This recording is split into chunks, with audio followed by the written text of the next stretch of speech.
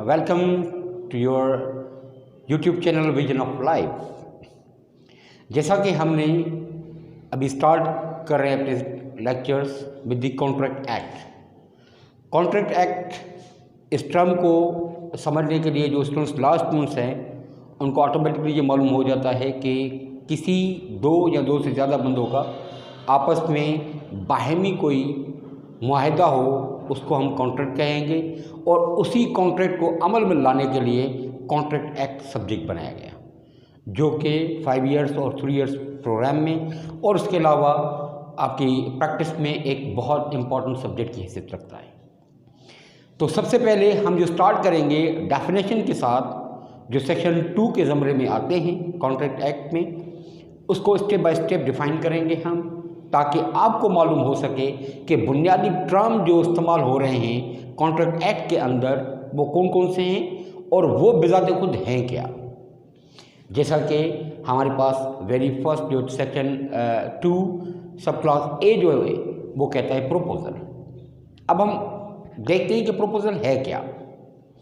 वैसे इसकी basic meaning कहें तो इसको नामुल बदल अल्फाज ऑफ़र भी कह सकते हैं, लेकिन उसके साथ साथ ये देखना होगा कि कॉन्ट्रैक्ट एक्ट के अंदर प्रपोजल की डेफिनेशन दी क्या गई है, जिसके हवाले से कि एक बंदा किसी दूसरे बंदे को कोई ऑफ़र कर रहा है किसी काम करने के लिए या कोई काम ना करने के लिए, अगर ऐसी कोई प्रपोजल देता है, एक ऐसी ऑफ़र देता है, तो उसे हम कहेंगे proposal. To do an act or abstain from doing an act, not to do an act। तो किसी को रोकने के लिए या कोई काम करने के लिए हम इस्तेमाल पहला जो हल्फ होगा जो कॉन्ट्रैक्ट के अंदर होगा वो प्रोपोज़ल है। अब प्रोपोज़ल के अंदर बहुत सारी टर्म्स एंड कंडीशंस रखी जाती है कि एक बंदा ए जो है वो बी को ऑफ़र कर रहा है कि मेरी फलां प्रॉपर्टी है जो मैं आपको देने के लिए तैयार हूँ और इसकी फला अमाउंट है। लेट्स सपोज एक प्लाट है जिसकी वैल्यू 10 लाख रुपए है, मैं 10 लाख में ये बेचूंगा। अब जो बी है वो ये सोचेगा कि आया ये सही है या नहीं है, लेकिन उससे पहले वो जो ऑफ़र कर रहा है इसको हम कहेंगे प्रोपोज़ल। नंबर सेकंड, मैं आपको एक कॉन्ट्रैक्ट देता हूँ कि आप फला जगह ना जाएं और मेरा ये काम करें, और उसको एग्री कर लें आप, और जो बात कर रहा है जिस हवाले से इस प्रोजेक्ट के पॉइंट ऑफ व्यू से किसी काम के हवाले से वो जो भी पेश कर रहा है उसको हम कहेंगे ऑफ़र, प्रपोज़ल। तो प्रपोज़ल टर्म जो है ये कॉन्ट्रैक्ट का सबसे पहला टर्म है बुनियादी तौर पे, जिसकी बुनियाद के ऊपर कॉन्ट्रैक्ट जो है ना वो अमल में लाया जाता है। नंबर सेकंड हम आएँ।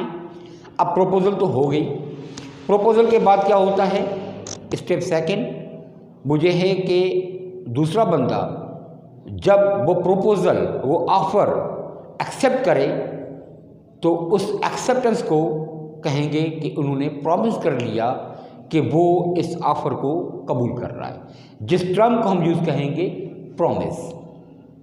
अब इससे आगे अगर जब आएंगे कि ये दो बंदे, एक बंदा ऑफ़र दे रहा है और दूसरा जो है वो इसको एक्सेप्ट कर रहा है, इसको कॉन्ट्रैक्ट एक्ट के अंदर जो नाम दिया गया है, जो सेक्शन 2 सब क्लास सी में दिया गया है, प्रोमिसर और प्रॉमिसी।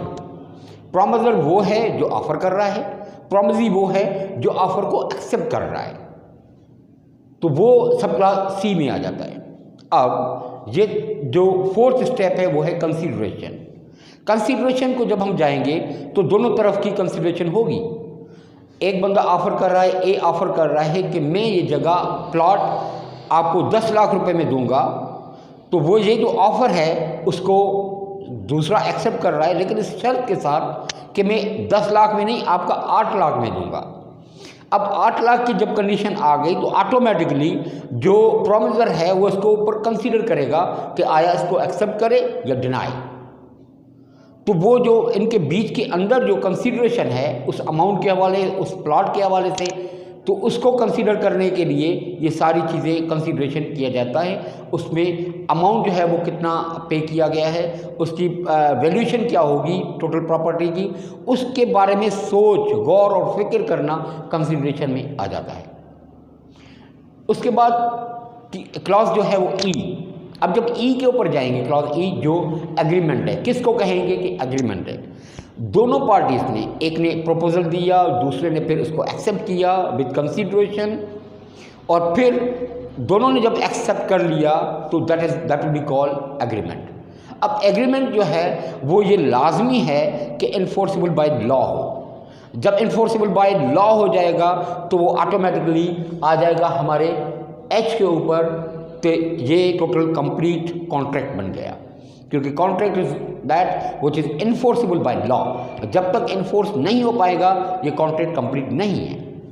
बहरहाल हम ई के बाद, एग्रीमेंट के बाद आ जाएंगे रेसिप्रोकल प्रॉमिसेस। मैंने जैसा कि पहले ही आपको मिसाल दे दी कि अगर इन केस एक बंदा कह रहा है, एक कह रहा है कि मैं 10 लाख रुपए में प्लाट दे रहा हूं और दूसरा कह रहा है कि नहीं मैं 8 लाख रुपए में दे रहा हूं, लेकिन उसके बदले में आपको एक और भी प्लाट दे रहा हूं, तो प्लाट देने का वादा दोनों पार्टीज ने कर लिया, लेकिन इसके ऊपर अमाउंट जो दे रहे हैं ये दोनों पार्टीज जब एग्री कर रहे हैं तो ये रेसिप्रोकल प्रॉमिसेस हो गए। अब रेसिप्रोकल प्रॉमिसेस, रेसिप्रोकल है क्या बुनियादी तौर पे, एक तरफ भी शर्तें ऑफर कर रहा है बंदा और दूसरी तरफ उसको एक्सेप्ट कर रहा है, लेकिन किसी और प्रॉमिस के साथ कि वो खुद भी प्रॉमिस कर रहा है कि मैं पैसे के अलावा फलां प्लाट भी आपको मैं दूंगा। तो that is called reciprocal promises जो यहाँ पर है। उसके बाद आ जाते हैं wide agreement. Wide agreement simply loves, wide के ऊपर हम आएंगे, विच इज नॉट वैलिड।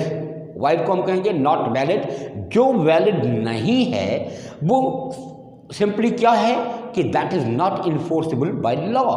जो इन्फोर्सेबल बाय लॉ नहीं है, मतलब कोई कॉन्ट्रैक्ट है, कोई एग्रीमेंट है जिसको इन्फोर्स नहीं कर सकते, that is called wide agreement.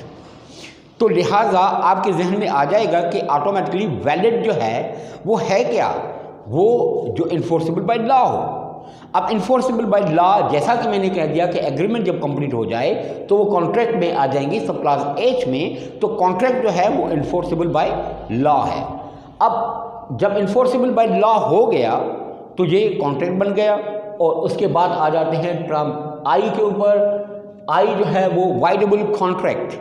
अब वाइडेबल कॉन्ट्रैक्ट कौन सा है कि किसी भी कोई भी बंदा जो इसको उस कॉन्ट्रैक्ट को डिसॉल्व करना चाहे कि भाई ये कॉन्ट्रैक्ट हम अमल में नहीं ला सकते, क्योंकि उसकी वजह कोई भी हो सकती है। एक बंदा, उसके पास ऑप्शन है कि उसको ख़त्म कर दे। अब वो ख़त्म कैसे करेगा किसी भी एग्रीमेंट को, किसी भी कॉन्ट्रैक्ट को, कि जो टर्म्स एंड कंडीशंस जो हैं वो नहीं पूरी हुई किसी भी वजह से। एक बंदे ने एग्रीमेंट कर लिया कि मैं आपको, ए ने एग्रीमेंट कर लिया बी के साथ कि मैं आपको 100 जो हैं वो गाय में दूंगा आपको, या बकरियां देंगे 100। अब उससे क्या हुआ, जब डिलीवरी का टाइम आया तो गाय तो वहाँ पर थी 80 और 20 थी बकरियाँ। अब 20 बकरियाँ हैं और 80 जो है वो गाय हैं, और वैसे इनका कॉन्ट्रैक्ट जो हुआ था, जो एग्रीमेंट हुआ था, वो 100 गायें थी। अब उनके पास ऑप्शन है कि आया इसको ख़त्म करे या ना करे। अगर एक्सेप्ट करता है तो ये कंप्लीट हो गया, था उनके पास ऑप्शन, क्योंकि जो एग्रीमेंट हुआ था वो एग्रीमेंट कंप्लीट नहीं हुआ। अब 80 अगर गाय वो रखेगा तो पेमेंट उस पॉइंट ऑफ व्यू से करेगा, मतलब पार्टली वो एक्सेप्ट कर लिया और पार्टली डिनाई कर रहा है जो बकरियां उनके पास आई थी। या इसको हम ऐसे भी कह सकते हैं कि किसी ख़ास नस्ल की जिन्स वो जो कह रहा है और जो ऑफर उन्हें एक्सेप्ट कर ली और उसी के हवाले से अमाउंट दिया, लेकिन वो जिन्स, खास जिन्स जिसके लिए उन्होंने एक्सेप्ट किया है, वो जिन्स इनको नहीं मिली, कोई और जिन्स मिल गई। अब कोई और जिन्स मिल गई तो उसकी मर्ज़ी है, आया वो उसको एक्सेप्ट करे या रद्द करे। तो वो टर्म्स एंड कंडीशंस जो कॉन्ट्रैक्ट के अंदर हैं इन्फोर्सेबल बाय लॉ है, लेकिन आया वही जिन्स है या कोई और, तो उसी के ऑप्शन के ऊपर जब होगा तो वो वाइडेबल हो जाएगा। अब वाइड कॉन्ट्रैक्ट सर्टेनली आप समझ गए होंगे कि वाइड, जैसा कि हम पहले पढ़ चुके हैं, वाइड का मतलब है विच इज़ नॉट वैलिड। अब जो कॉन्ट्रैक्ट जो इन्फोर्सेबल नहीं है, that is not a valid contract, it would be a wide contract. तो मैं समझता हूँ कि ये इन अ नटशेल टोटल आप जो है ना वो इस ब्रीफ जो है वो जनरल क्लॉजेज ऑफ डेफिनेशन जो है वो आप समझ गए होंगे। हम इन अ नटशेल फिर दोबारा रिकॉल कर रहे हैं सेक्शन 2 ऑफ कॉन्ट्रैक्ट एक्ट क्या कह रहे हैं। प्रोपोजल किसी चीज़ को ऑफ़र करना, प्रॉमिस उस ऑफ़र को एक्सेप्ट करना प्रॉमिस हो जाता है। प्रॉमिसर और प्रॉमिसरी, प्रॉमिसर वो जो ऑफ़र दे रहा है, प्रॉमिसरी वो जो एक्सेप्ट कर रहा है उस ऑफ़र को। फिर कंसीडरेशन हो रही है उसी टर्म्स एंड कंडीशंस के ऊपर जो कॉन्ट्रैक्ट के अंदर टर्म्स एंड कंडीशंस दी गई हैं, और उसी को एक्सेप्ट करना जब एग्री कर देते हैं that is called an agreement. और एग्रीमेंट के बाद जब आ जाता है रेसिप्रोकल प्रॉमिसेस कि दोनों पार्टियों ने आपस के दरमियान कोई भी प्रॉमिस किए, मैं एक प्लाट देता हूँ, दूसरा मैं प्लाट ले रहा हूँ, लेकिन इन लेने देने में ऊपर से मैं पैसे भी दे रहा हूँ, ये जो सारा कुछ है ये रेसिप्रोकल प्रॉमिसेस में आ जाएगा। उसके बाद वाइड एग्रीमेंट क्या हो जाती है, जो वैलिड नहीं है, जो इन्फोर्सेबल बाय लॉ नहीं हो, जिसमें टर्म्स एंड कंडीशन और हम मजीद उसमें आगे डिस्कस भी करेंगे। और इसके अलावा contract, valid contract, certainly that is a valid contract. अब कॉन्ट्रैक्ट कहाँ पर आ जाता है, जब एक पार्टी ऑफर कर रही है दूसरी एक्सेप्ट कर रही है और इन्फोर्सेबल बाय लॉ हो, that is called the contract. और उसके बाद voidable contract at the option of any party, कोई भी पार्टी उसको रद्द करे, उसको एक्सेप्ट करे या ना करे, उस अदर के पास कोई ऑप्शन ना हो, that is called voidable contract और void contract which is not enforceable by law. तो मेरे ख्याल में total in a nutshell complete हो चुका है। मुझे उम्मीद है कि आप इस वीडियो के ज़रिए लर्न करेंगे प्रीएम्बल चैप्टर में डेफिनेशंस के हवाले से। और अगर कोई क्वेश्चन आपके जहन में हो किसी भी पॉइंट ऑफ व्यू से, तो आप काइंडली कमेंट्स में डाल दें अपने क्वेश्चंस, हम आपको आंसर देंगे। और हमारे साथ कनेक्टेड रहिए ताकि आपको लॉ के पॉइंट ऑफ व्यू से जहाँ पर आपको समझाया जाए और जो क्यूरीज आपके जहन में हो उसको भी हम सॉल्व करने की कोशिश करेंगे।